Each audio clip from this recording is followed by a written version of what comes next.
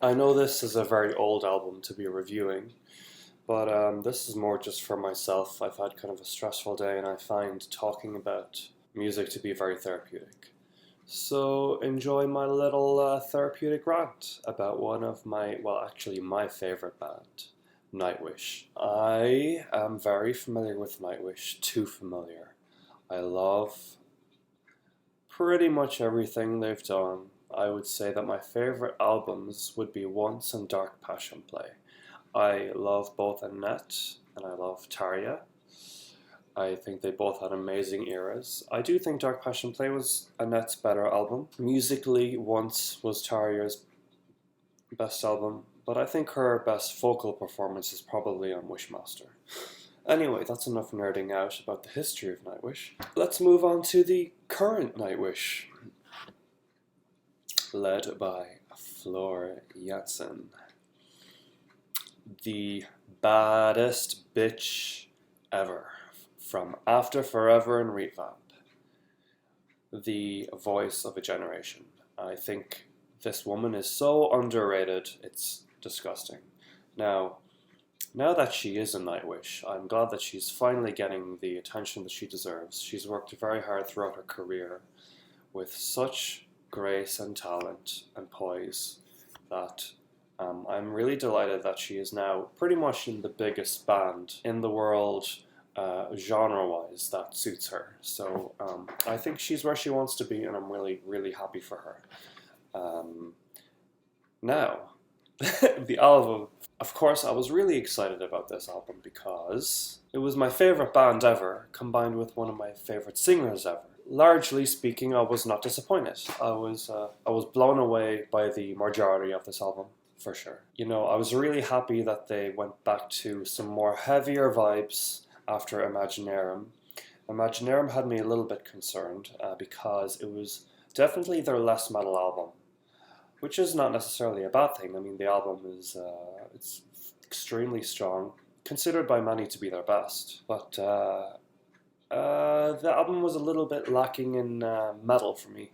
When Endless Forms of Beautiful came along, that really gave me a lot of what I wanted. It gave me a lot of really solid riffing. The dual solos I was really excited about, and yeah, a little bit just higher intensity and just like more bite. And I liked it. Now, one complaint I have about the album, and it's regarding Floor's vocals, which I'm surprised to be saying. But number one, they mixed her so low down in the mix that it really baffles me that she's down so low. I don't know how that happened. Secondly, they just didn't really use her to her full potential. I understand through interviews and stuff that, well, Tumos and Floor and Marco, they all say, well, listen, it's kind of what the songs demanded or what the songs needed, or it was kind of the songs that dictated how the vocals were to go. I'm not sure if I buy that because you have such an instrument at your disposal that is capable of so much. Largely, her vocals are boxed into more of a very delicate, airy, ethereal zone, which is nice, but it's, she will tell you herself that this zone is not her most comfortable zone, and unfortunately I can kind of hear a little bit of that she's not entirely comfortable singing this way. It's not that the melodies are low, it's because she's sung in this range before, but in her own way, in her own natural way that she likes to convey that emotion in the melody. And you can hear this especially in After Forever's self-titled album, where she sings a lot in like a lower range, but she puts a little bit more oomph into it that doesn't even take away from the song itself. For example, Cry with a Smile is a good example of that, or Empty Memories. And there's parts of the album where she sings like this that doesn't make sense to me, like the verses of Endless Forms Most Beautiful, the title track. Those parts, she could really have given it more socks, but instead it's an airy feel that works to an extent, but to my ears, there's something about listening to her singing which makes me think that she wants to give it more, but something's holding her back, and I'm feeling like it's the instructions from the Nightwish boys. Maybe Tumas, especially as the main writer, his babies are the songs, and he knows that Flora Jansen's voice is very, very captivating. Maybe he was just worried that her voice would overshadow the songs, and so he asked her to kind of be more quiet, and maybe that's why she was mixed down so low too. I don't know why that makes sense to me, but it also makes sense because in The Greatest Show on Earth, she is belting her heart out, and yet they mixed her down so far low that, it's just a little effect of her belting. You can't really hear her because she's covered up by the boys, and it's more of a band sound, which I guess I know is what they're going for. I don't know. I'm just being petty. I'm complaining that I can't hear my favorite singer sing in my favorite band.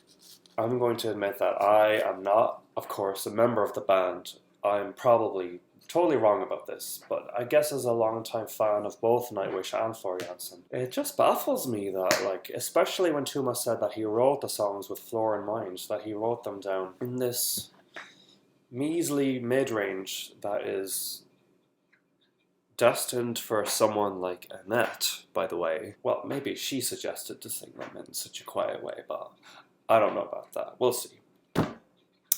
And that leads me to... What does that lead me to? That leads me to my review of the fucking album. Okay. Song number 1, Shudder Before the Beautiful. This is my favorite song right now.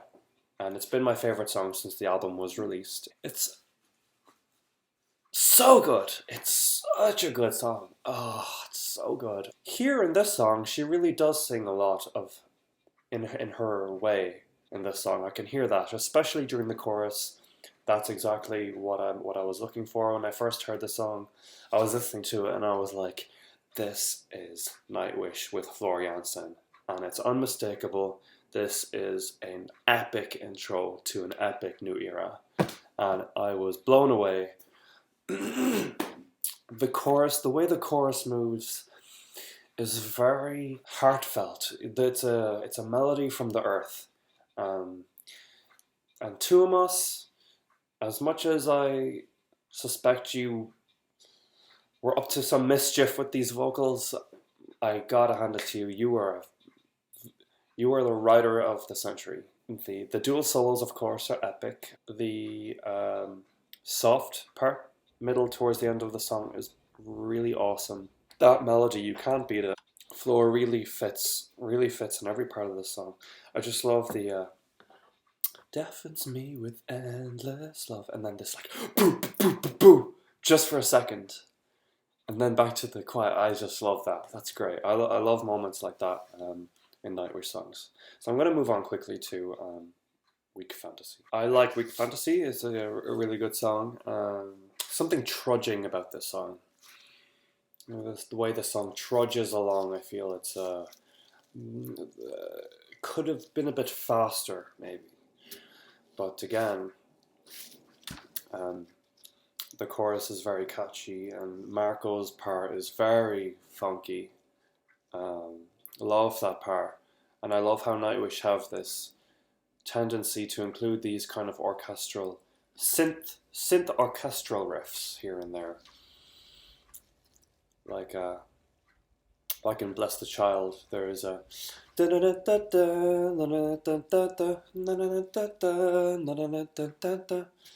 and then in this song it's the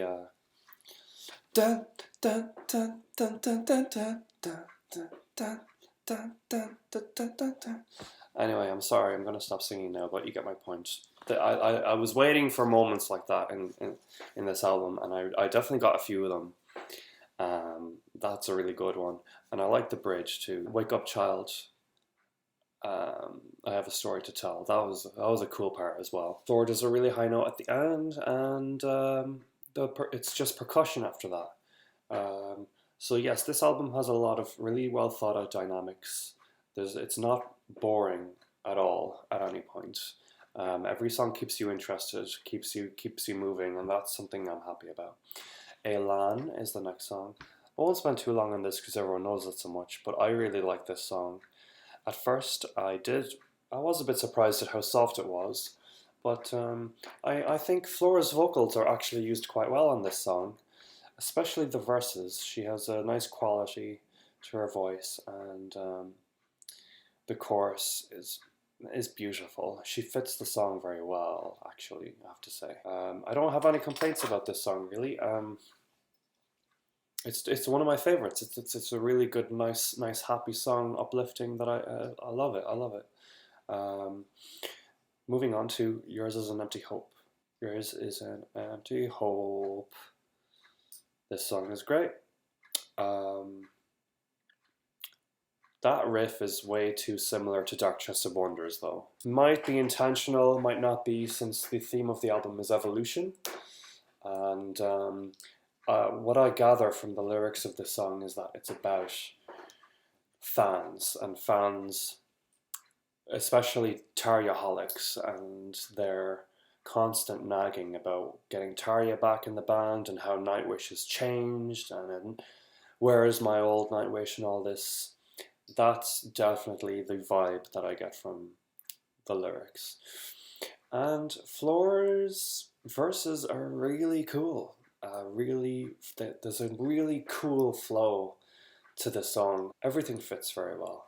And again, we have another one of those cool string synth bits in the song, in the bridge. Very nice. And Floor does this fucking cool, like, really aggressive scream that I've never heard her do before. It was really good, and that was great. That one scream kind of might lay waste to my theory about the band worrying that she would overpower the tracks, because she's doing this full-on scream and it's annihilating everything else at that moment. Next is Our Decades in the Sun. Not their strongest ballad. I know this song meant a lot to the band members, and I appreciate that. And I appreciate that it is a good song, but it loses momentum, especially kind of towards the middle end. It could have done with more guitars, but it stays pretty acoustic, more high-end instruments the whole way. And Floor's vocals are good, but it wouldn't be their most noteworthy ballad. I prefer. There's something about the song that is lacking, and I can't tell what it is, because every time I listen to it, I'm like, I like this. I don't know what it is. The ending again is cool, experimental ending, various experimental bits, and there's some flutes by Troy, who I haven't mentioned yet. I should mention him, because he affects how I feel about this album as a whole too. The flute in Nightwish songs is something that I have been growing to not be too fond of. I shouldn't say that, should I? Nah. See, I feel bad because I actually met Troy once, and he is the nicest person you'll ever meet. I guess because I feel like I'm so into the metal that I guess the flute is just a little bit too outside of the realm for a lot of what I hear in this album. I understand now that it's an integral part of the sound, and I am getting used to it, and there are some parts. Okay, to be fair, no, I will say this. A lot of the flute parts in this album don't do justice to the pipes, I should call it the pipes. Maybe a lot of the pipes parts in this album just don't do justice to the instrument themselves, and a lot of the pipe melodies are a little generic. They don't stand out. Like, I remember that the pipe melody in, for example, I Want My Tears Back was much better or something. There was a lot of really interesting pipe melodies in that song that really made it like there was a point for the pipes to be there. But in this album, it was an instrument as an accent to the songs. Like Greatest Show on Earth. Do, do, do, do, do, do, do. Like, it's a nice accent, but you wouldn't really put that pipe as the main epic intro melody, would you? I guess they did, but I don't know. See, I'm gonna change how I feel about all of this, but I haven't even gotten halfway through the album. I'm gonna try to hurry this up, but I feel like I have to conclude my thoughts on the pipes. I like the pipes, okay? I like the pipes. Moving on, what's next? My Walden. Great. Good. Yeah. It's okay. My Walden it's a good chorus, and I like the instrumental after it. Tumas will tell you this is a continuation of the feeling of I Want My Tears Back. And you do get the impression that I Want My Tears Back was the winner, really, between those two songs.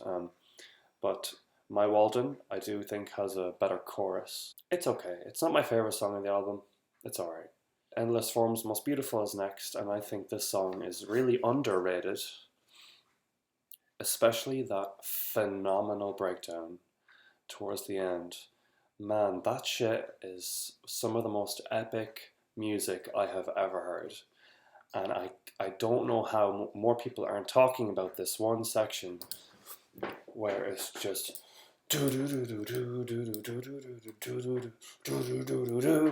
boom, boom. You're like, wow. It just makes me so happy. The first time I heard it, I thought I had died and gone to heaven and been born again. It was just, love that part. I love it. And Floor's vocals during the chorus are astounding. It's a song that I would believe was written for her if the verses weren't so tender. It's probably my second favourite. I'd say Shudder is my favourite and this one is my second favourite. It's great. And I'm glad it was released as a single, although the video didn't do it justice. Adimaru, I didn't like the song at first, but it's slowly growing on me, and I realised that this is it's a Nightwish classic. I have to say it's not my taste. It's a bit middle of the road, alt rock, sing song, campfire, nice, jingle. But for what it is, it's perfect, and I think it fits in the Nightwish discog, and might have been a good single choice, actually, even though Tuomas says that Marco and Troy convinced him to release Elan. I can see why this would have been a really good single choice. It's got a lot of cool moments. That guitar solo is really neat. And actually the pipes, the part with the pipes and Troy singing in the song is cool as well. Very unique and creative. There's something about Floor's singing in the verses that I still think is not natural to her. See, I feel like she hits her comfort zone at the end of the verse when she goes, roaring sea. And that's so nice when she does that one part. It's like, ooh, you got me there. But then there's other parts, it's like a Debussy dialogue between wind and... that I'm not such a fan of. But then right after it's like, roaring sea. You're like, But not so much Debussy dialogue. It's just too soft, even for Nightwish. And she's capable of something else, just strange. Anyway, Alpenglow. This song is a bit, also a little bit generic, but on my first listen, it stood out to me as one of the better songs, and I think it is one of the better songs. It does suffer from the same thing with Floor's vocals being too soft and too low in the mix, but it makes up for it with that really epic key change at the end, really unexpected, creative key change that comes right in the middle of the fucking chorus. No one sees it coming, just out of nowhere. The final choruses of this song are a moment in the album that I really think Floor shines, and you can really hear what she really sounds like, and it can deliver in a really emotive performance, giving it her all. There's lots of cute moments in this song. A lot of people who are not familiar with Nightwish would find this song maybe a bit over the top, cheesy, but I can feel the earthy sincerity in the song. Actually, I can feel the real warmth and happiness that emanates from it, and I appreciate it a lot. One of my favorites on the album. Next is The Eyes of Shabakula. I'm not crazy about this song, I have to say. You know, I'm not against instrumental songs, and I know this song is about child soldiers and it's very serious, but it's not my thing. Interestingly enough, my favorite part of the song is the chorus with the pipe. That melody is very good, very haunting. And Troy's vocals, his falsetto vocals, are an interesting, risky try, and I appreciate it. I think it works. The children's choir, I think, is used strangely in this song. They do sing a nice melody, but there's no proper build up to the inclusion of the children's choir. It's almost like they fit in too well. Like maybe a better use of them would be to slowly come in as part of the chord progression towards the end to really enhance the chilling vibe of the song. But, you know, I appreciate the song for what it is, but wouldn't be my favorite instrumental by them. If you're looking for good orchestral stuff by Tumas, you'll find better songs on The Life and Times of Scrooge McDuck, like The Last Sled. Shout out to that, and shout out to Cold Heart of the Klondike. And Glasgow 1980, 1890 something? I don't know. Okay. Greatest Show on Earth. Well, it's definitely their most impressive feat to date. Their longest song to date. As far as long songs go, my favourites of theirs would be Ghost Love Scorn Poet and The Pendulum. What I like about those songs is that they are very dark and gripping. It's like a hole in your heart that's being deeper and deeper and deeper, and you're being pulled tightly into the songs emotionally. This song, though, it's not about that. It's about telling a story, more of a scientific story about the world and musings about the future. And I think this song might suffer a little bit from that, because the challenge here was to create a song that really keeps you gripped for over a long period of time. I think they have succeeded in doing that, and I think considering the subject matter, they've created the perfect song for that subject matter. My only point is it sounds a bit more like a documentary than a song, which is not bad. It's a piece of art. It is definitely art.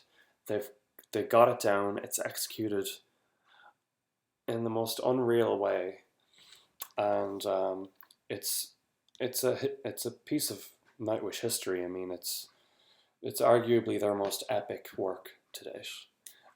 Just not their most emotionally engaging. But there are emotionally engaging parts, especially the parts that make you think about humanity when you can relate to the overall humanity, like the "we were here" parts, the last light in the library. That's a really emotion part that really rises emotions up in you. And also the very last orchestral section is very emotional, and I love that part, especially after the Dawkins narration. That really puts into perspective how lucky we are to be here. I think Floor sounds great on most of the song. My favorite part that she does is the when she comes in during the Toolmaker. Give birth to fantasy, to idolatry, just all the doctor, and I'm just like so that's probably my favorite part of the song. Well, apart from the "We Were Here" part, which everyone loves. She uses her lyrical soprano voice during the intro, which really fits.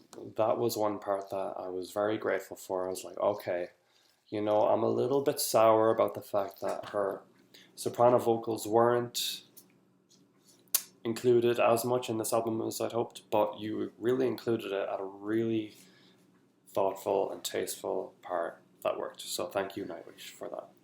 Hopefully in the next album we'll get even more of that part of Floor Jansen's voice. And that concludes, I think, for the most part, my thoughts on this album. I really look forward to their next one, and I'm glad they're taking a break to take the time to recuperate. Floor and the boys in Nightwish have been going a long time.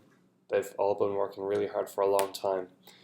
Floor, especially, she suffered an actual nervous breakdown, and that was tough for her to come back from, and she did, and now look where she is. But especially now that she's pregnant, it's time for her to take time and really, I guess, connect with her life outside of music a little bit more for a little bit, just to feel true hunger to get back to recording and touring again. It's important. And the guys in Nightwish, they can do whatever they want because they've given me so much amazing music throughout my life as a young person that got me through a lot of dark days, I guess. Everyone needs their music to get them through their dark days, and my music was Nightwish, and I'm ever grateful for them. And of course, my love for them is evident since I've talked no problem about one album for almost 40 minutes. So that's a feat, and I'm proud. So, good night. I'm going to shut it down.